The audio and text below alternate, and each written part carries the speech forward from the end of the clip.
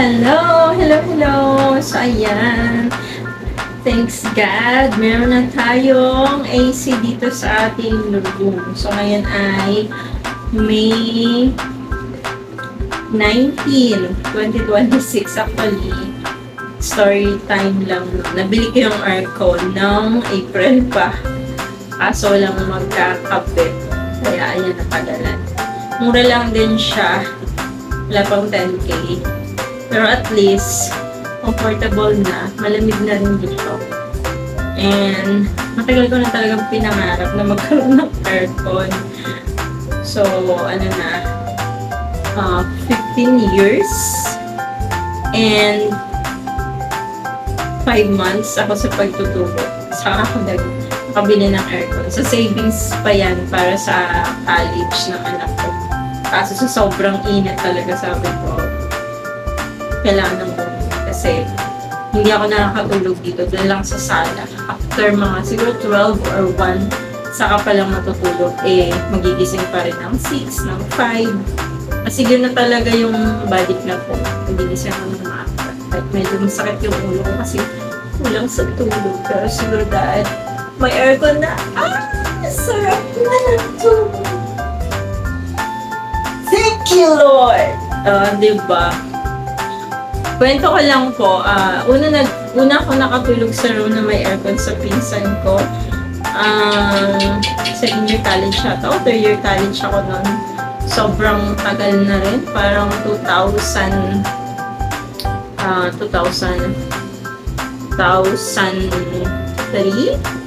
Parang ganun. Basta matagal na. Yun. Kaya sabi ko, ang sarap pala pag aircon yung room kasi hindi siya mainit. So sana, pangarap ko din, pag nagkaroon ako ng bahay, magkakaroon ako ng aircon. Pero ayan, sobrang tagal. 2010 ako nagkaroon ng bahay. Yung bahay ko sobrang liit lang. Parang ganito lang. Parang kwarto lang din. Hanggang sa ayun, nakabili ako dahil sa pag-sub ko. At yun, paupa na nga yun ngayon. Ngayon naman, dito na sa talagang kahit pa paano ay mas maluwag na bahay. Pagpagawa na hindi na tapos. So, ayan. At last, nagkaroon na ng aircon. Thank you, Lord! Thank you po sa aircon na room na yan, na ito. Diba? Ayan. So, red tayo kasi para tumagal.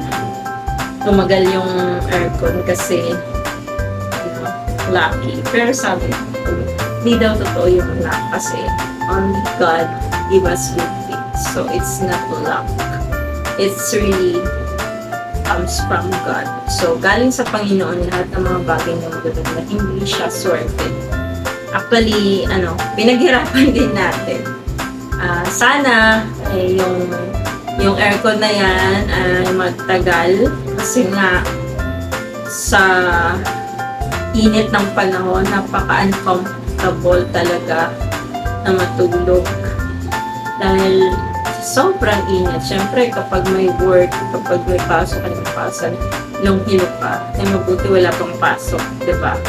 Kaya yan talaga yung struggle ko last year na parang April, sobrang init, yung pasok kami. Kaya hirap na hirap ako. Nahihilo ako mapasok sa school kasi kita yung tulog ko. Pero ngayon, ayan, sinikap talaga na. Okay, hindi talaga pwede kasi college na yung anak ko. Paano kung anong mangyari? Pero syempre, may iwan naman kasi tayo ayan, lagi handa. Pero nga, yun kasi mas maganda pa rin na you live comfortable naman kahit pa paano. Kaya naman, takot lang kasi sa bayaran sa kuryente, sobrang mahal. Lalo na ngayon, diba? Pero kaya natin yan. Think positive lang.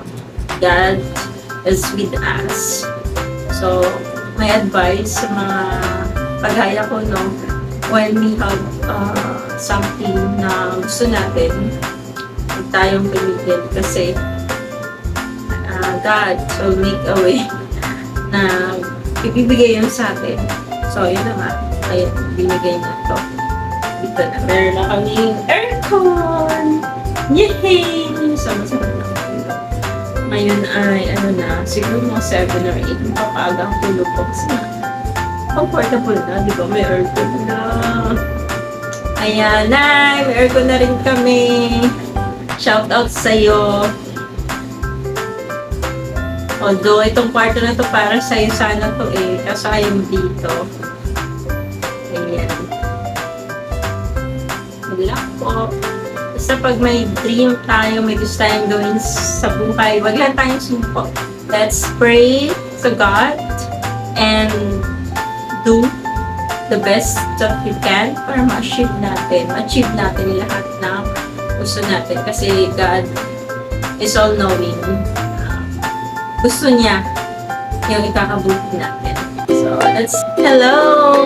Praise God! At last, nagkaroon na kami ng aircon. Super tagal ko na yung pinangarap. So, ngayon lang talaga, 2026 nagkaroon. Thank you, Lord! Yan, kahit pa paano, comfortable na kahit sobrang init sa gabi. Yan lang po! Bye! Hey! Welcome to our room! Yan, first time nagkaroon kami ng AC. Kasi nga sobrang init.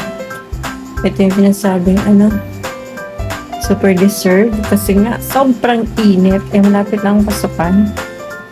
Hindi makakatulog, diba? So ngayon, malamig na siya. After less than a month, mag-iisang buwan nang binili from the savings para sa college ng anak ko. So, sobrang init. Dahil hindi ako nakakatulog, ayan, binili ko. Pero ngayon lang, after 2 days, naikabit na siya. So, that is our room. Where's the truth? What is real? Or do I act how to?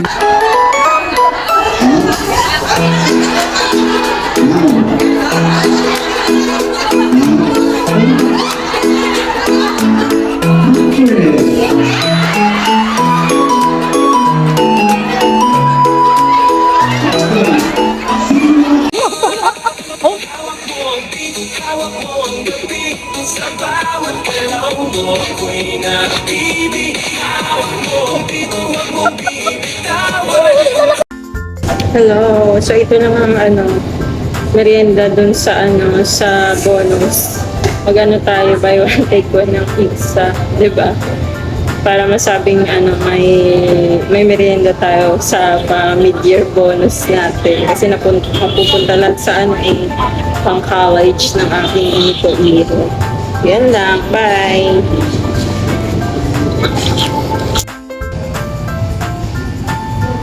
Hello. So, ayun na. Nakuha ko na yung aking bonus. Tagal na yun. Nakaraan pa yun. Merienda muna tayo. Dito lang tayo sa buy one take one.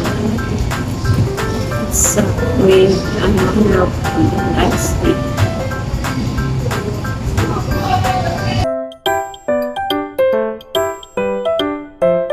Hello. So, ito naman merienda dun sa sa bonus. Mag tayo buy one take one ng pizza, 'di ba? Para masabing may merienda tayo sa mid-year bonus natin kasi napupunta lang sa pang college ng aking ito. Yan lang. Bye. College na sila yun Meron tong dalawang unan, plancha, rice cooker, at lutuan. Ito yung kanyang pang gym. Minsan.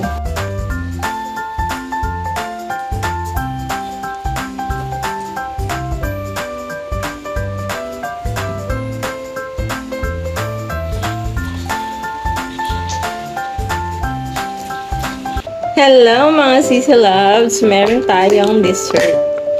Ubi cheesecake. Ayan ang ganda yung tsura niya. Yan. 100 pesos lang per tub. Tikman na natin.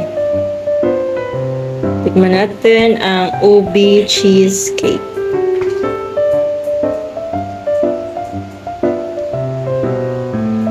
Ayan, merong cheese sa taas. Yum.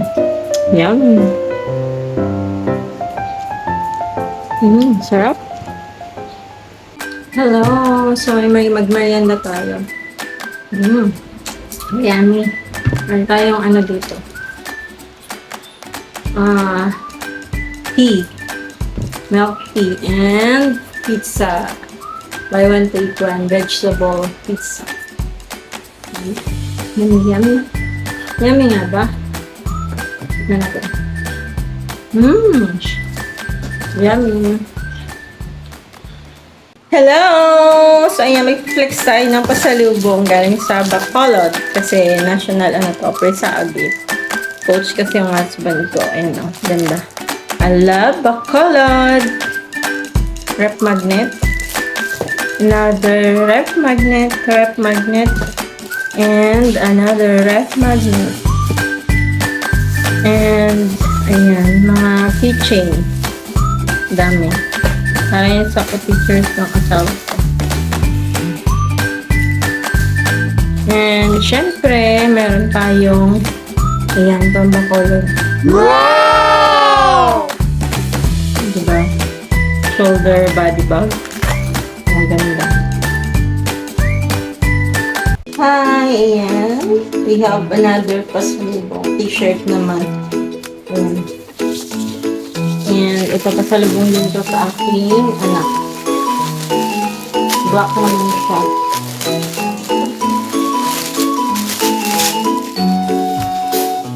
Ayan. Ang ganda. Mas maganda tong black, oh. Thank you!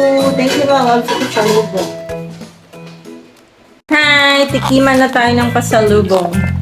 Mango tartlets. Kasi mas maliliit lang siya. Tignan natin from Bacolod. Yan, ganyan yung tsura niya, oh.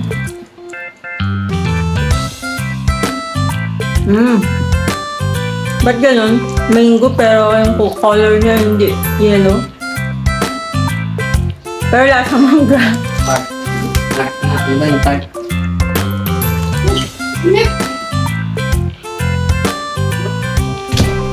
Yummy naman. Mga 8/10. Have a blessed Sabbath, everyone. So, itong video na to ay Sabbath ko kinuha. And this is my last Sabbath na kasama ko yung anak ko. Medyo sentimental and emotional ako ngayon kasi pupunta na siya ng Cavite para mag-aral sa Adventist University of the Philippines. So, ayun. Nalala ko kasi nung baby pa siya, nung maliit. Hindi pa siya, wala pang time na talagang umalis siya sa amin ng sobrang tagal at nag-isa lang siyang anak ko. So, ngayon, talagang magtatagal siya, naaalis kasi nga mag-aaral na siya. And hopefully, God's willing, pagkaloob ng Diyos, ang aming hinihiling. And may God will send angels to watch over him. And syempre, thank God kasi I know na mabuti siyang bata. Kasi she is, he always in church. Lagi siya nagpa-piano. And, ayun, nagsisimba siya ng umaga. Talo niya pa nga ako. And afternoon worship. And even Wednesday and Friday. Ako kasi sobrang pagod din na. So, I'm confident na yung faith na meron sa kanya is strong. So, I hope God will give him success. Siyempre, medyo mabigat lang sa kalaban. Kasi nga, first time na mawala siya ng matagal. I love you, Nak. I miss you already. God bless sa'yo. So, that's all. Bye! Don't forget to like, comment, and tap the bell button. Subscribe!